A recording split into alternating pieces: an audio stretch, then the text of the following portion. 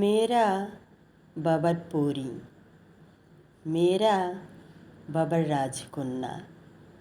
এই কথাগুলো রূপকথার গল্পের মতো কিছু মন গড়া কথা। রূপকথার গল্পের এই প্রিন্সেসদের বাবার বাড়িতে কোনো অংশ থাকে না, কোনো অধিকারও থাকে না। সত্যি হলো ওইটা, যেটা বলা হয় না। ছেলেরা হয় বাবার প্রিন্স, তাই ওরা জন্ম থেকে মৃত্যু পর্যন্ত বাবার বাড়িতেই রাজত্ব করে। যখন সম্পত্তি ভাগের ব্যাপারটা আসে, তখন ভাইয়েরা বোনদের অংশটা তাদের নামে লিখে দিতে বলে।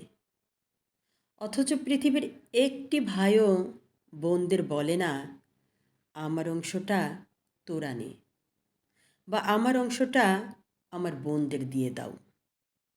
দেখবেন সব সময় বোনেরাই ত্যাগ করে, এবং সর্বোচ্চ ত্যাগ করেও আজ ওই পৃথিবীতে ভাই আর ভাবিদের কাছে বোনেরাই খারাপ।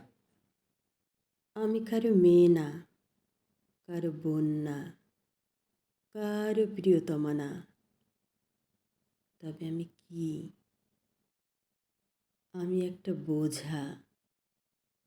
আমি একদিন নিজের থেকে সব হতে চেয়েছিলাম, কিন্তু জন্মগত মেয়ে হওয়ায় আমাকে বোঝা ছাড়া আর কিচ্ছুই মনে করা হয়নি।